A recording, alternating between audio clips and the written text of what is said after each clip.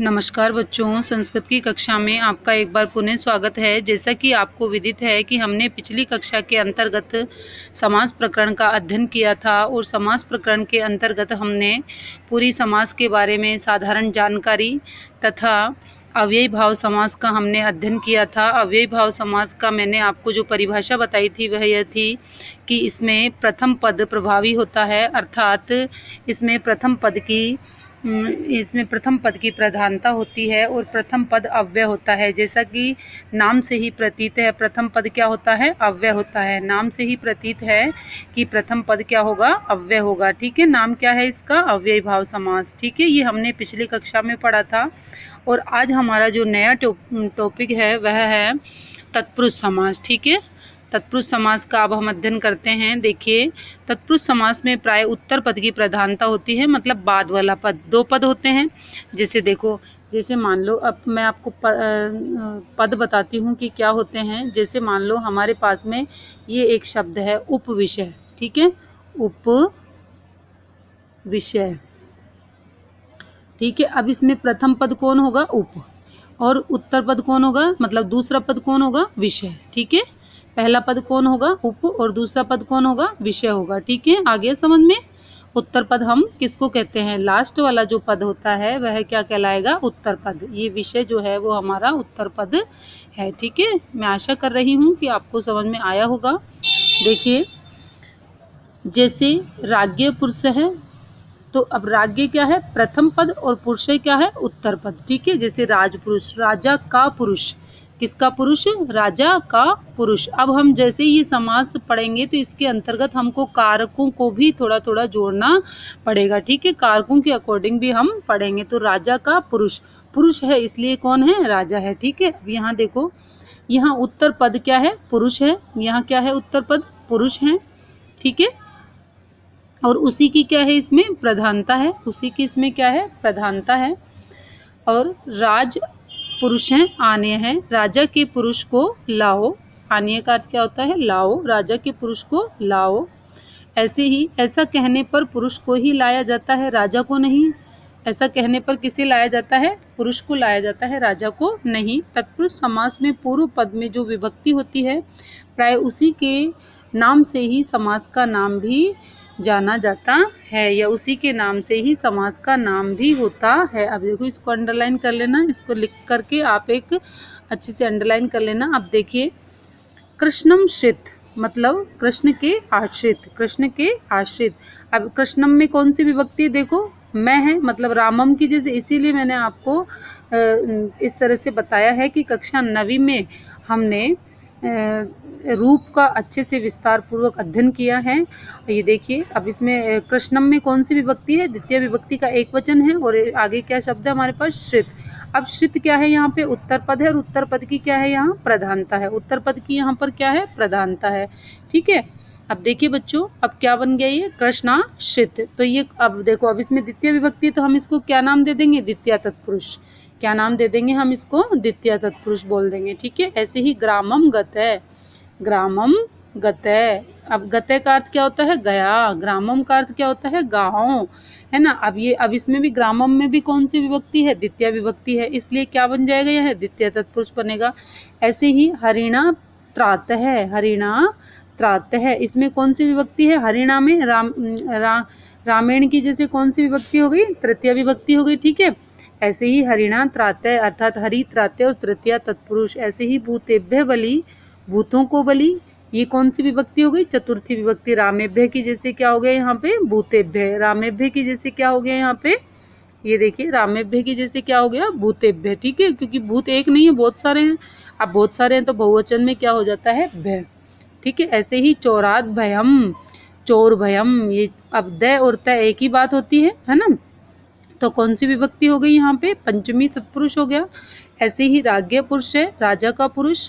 अब राज्ञ कौन सी विभक्ति है? षष्ठी विभक्ति का एक वचन है, तो क्या हो गया यहाँ पर? राजपुरुष। ऐसे ही अक्षेषु सौंडय, तो अक्ष सौंडय कौन सी विभक्ति हो गई? ये तत्पुरुष, सप्तमी तत्पुरुष। ठीक है, मैं आशा कर रही हूँ कि आपको समझ में आ रहा होगा बच्चों।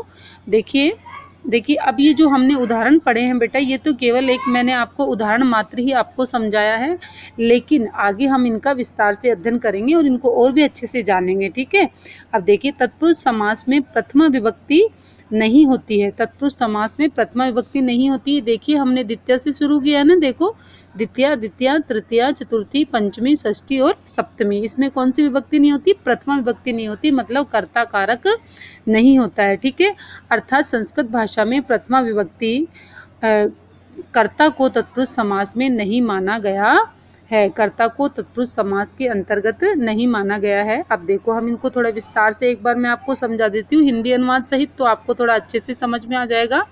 देखिए सबसे पहले द्वितीय तत्पुरुष में क्या था? समस्त पद। अब जो एक साथ लिखा हुआ है तो इसको हम क्या बोलेंगे? समस्त पद।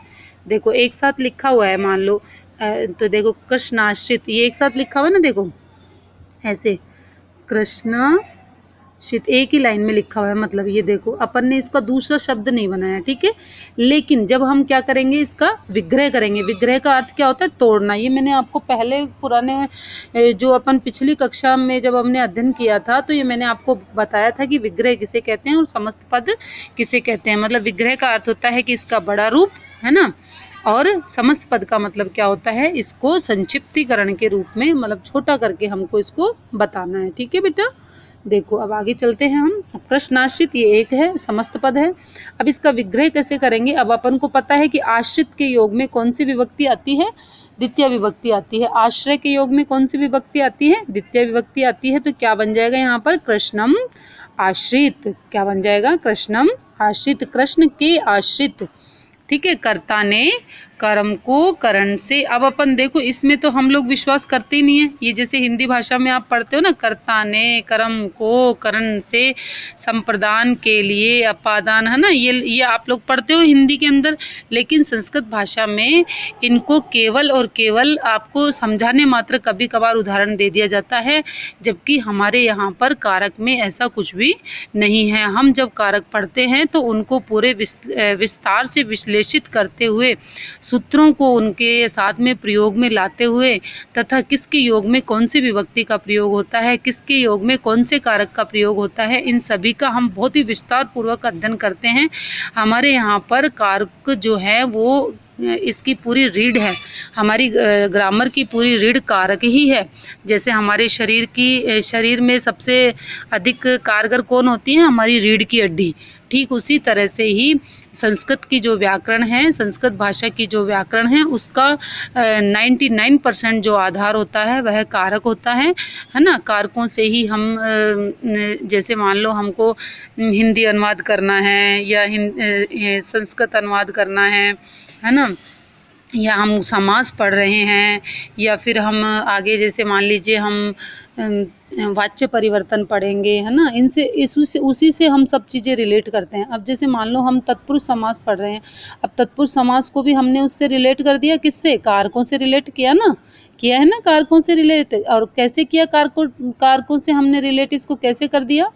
विभक्तियों के साथ में जोड़ करके हम इसको कारकों के साथ में हमने इसको रिलेट कर दिया। ठीक है बेटा, अब देखिए नेक्स्ट देखो, ग्राहम गतय। ग्राहम गतय मतलब घर को गया, तो इसमें कौन सी विभक्ति हो गई?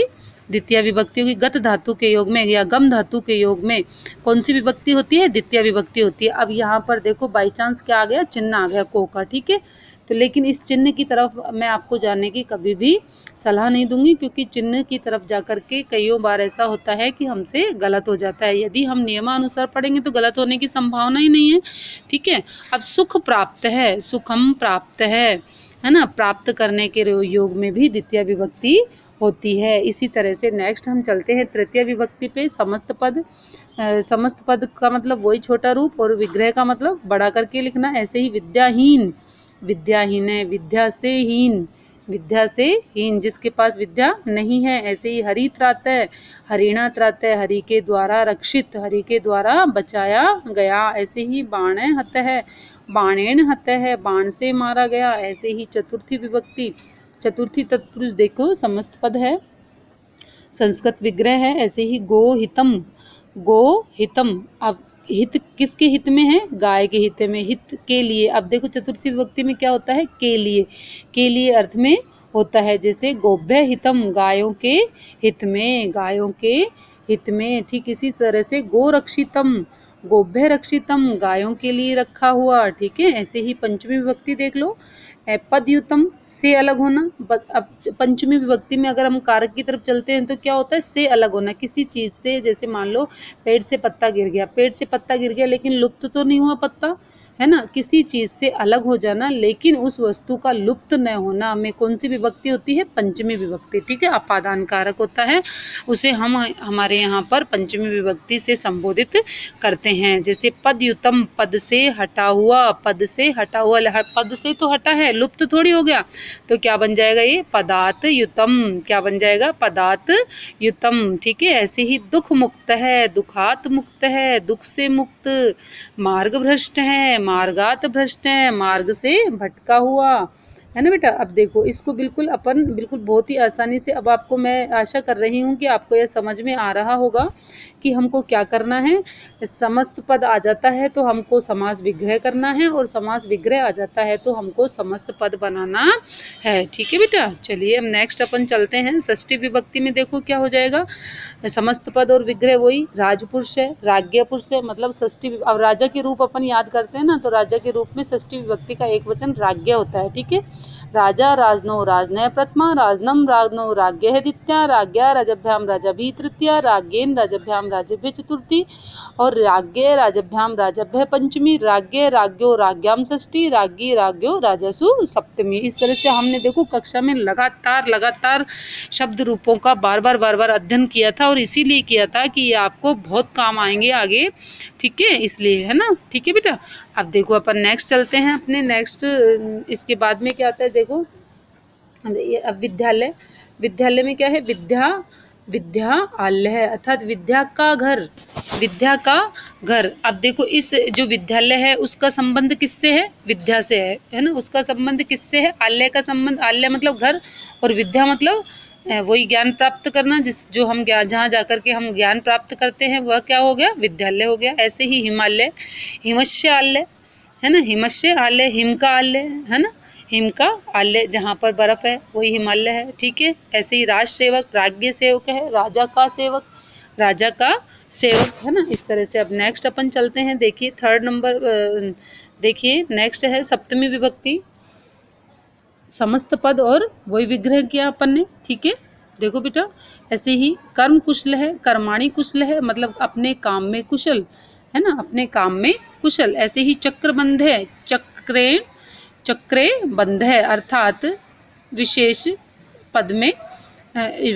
में चतुर। इसको क्या बोलेंगे, विशेष पद में चतुर। ठीक है, ऐसे ही अक्षय शोंडे, अक्षयशु शोंडे, जुए में चतुर। ठीक है, जुए में चतुर। अक्षय का अर्थ क्या होता है, जुआ, शोंडे मतलब चतुर। तो क्या बन गया इसमें, अपने अक्षयसु शोंडे अर्थात जुए में चतुर। ठीक है, ऐसे ही आपको जो गृह कार्य में करना है बेटा वो क्या करोगे आप, तत्पुरुष समास को लिख करके आपको याद करना है। मतलब जो भी उदाहरण मैंने आपको लिखवाए हैं इन उदाहरणों को लिख करके एक बार याद कर लेना। नेक्स्ट जो आपका रिवीजन टेस्ट है वो देखो एक बार क्वेश्चन को समझो। इस तरह से ही हमारे पास में एग्जाम के अंतर्गत इस तरह से ही प्रश्न आता है, बच्चे प्रश्न को समझ नहीं पाते हैं। देखो अधोलिखित रेखांकित पदेशु समस्त पदानाम विग्रह, मतलब जो समस्त पद हैं, अब आपको 3 तरह के प्रश्न देगा वो, एक तो आपको दो तो आपको समस्त पद के दे दिए और एक आपको विग्रह वाला दे दिया, या फिर ऐसे देगा कि 2 आपको विग्रह वाले दे दिए, एक आपको समस्त पद वाला दे दिया। ठीक है, तो इस तरह से देखिए अब जब अपन को क्या होगा, आसानी से हम इस प्रश्न का हम सॉल्यूशन कर सकते हैं। देखो समस्त पद मतलब आपको देखो मैंने इस तरह के 2 तरह के आपको प्रश्न भी दिए, मैं अभी आपको दिखाऊंगी। ठीक है, देखो समस्त पद को तो अपन को क्या करना है, विग्रह करना है ना। अब अथवा का मतलब अपने यहाँ पे ये नहीं है कि अपन को अथवा में से अथवा करना है, नहीं, इसमें दिया हुआ है कि दोनों तरह के प्रश्न हैं और आपको दोनों तरह के प्रश्न करने हैं। ठीक है, दोनों तरह के प्रश्न दिए हुए हैं, दोनों तरह के प्रश्न आपको करने हैं। ठीक है ना बेटा, अब देखो क्या है इसमें, गोभ्य हितम। अब ये तो क्या है हमारे यहाँ पे, हमारे पास में क्या है, ये विग्रह किया हुआ शब्द है। अब आपको इसको समस्त पद बना के लिखना है। मैं उत्तर नहीं बताऊंगी, उत्तर आप स्वयं देखेंगे क्योंकि पीछे मैंने पूरे उदाहरण समझाए, उन्हीं में से दिए हैं आपको। ठीक है, आप स्वयं देखना जिससे आपको याद हो जाए, लिख करके देखना एक बार, है ना, और लिख करके मुझे कमेंट के माध्यम से मुझे भी भेजोगे। ठीक है, ऐसे ही दुखात मुक्त है, अब ये भी क्या है, विग्रह किया हुआ शब्द। अब हमको क्या बनाना है, समस्त पद बनाना है। ऐसे ही हिमालय है, हिमालय को हमको क्या करना है, विग्रह करना है। ठीक है, राज सेवक को हमको क्या करना है, विग्रह करना है। ठीक है ना। ऐसे ही ग्राहम गते को हमको क्या करना है, विग्रह कर देना है। ठीक है बेटा। अब देखो नेक्स्ट देखते हैं हम, अक्षिशु सोंडे, ये अपने पास विग्रह किया हुआ है, इसको हमको समस्त पद बनाना है। ऐसे ही कर्म कुशलय, ये क्या है हमारे पास में समस्त पद बना हुआ है, इसका हमको विग्रह करना है। ऐसे ही चक्रबंध को भी हमको क्या करना है, विग्रह करना है। सुखम प्राप्त को भी हमको क्या करना है, समस्त पद बनाना है। ऐसे ही विद्याहीन को हमको क्या बनाना है, समस्त पद बनाना है। ऐसे ही बाण हत्या को हमको क्या करना है, विग्रह करना है। चौरात भयम को हमको क्या करना है, समस्त पद बनाना है। ठीक है ना। पूर्वतः सभी छात्र प्रश्नों के उत्तर यूट्यूब पर टीका के माध्यम से देंगे और छात्र अपना नाम, कक्षा और वर्ग भी लिखेंगे। ठीक है बेटा। इसी तरह से आपको यदि मेरे द्वारा दी गई जानकारी यदि आपको अच्छी लगी है तो आप मेरे चैनल को लाइक, शेयर और सब्सक्राइब करें, अपने मित्रों के साथ में बांटें और बेटा घर पर रहें, सुरक्षित रहें, मेहनत करें। ठीक है, इस अच्छे गोल्डन टाइम को वेस्ट ना करें। जय हिंद, जय भारत, नमस्कार।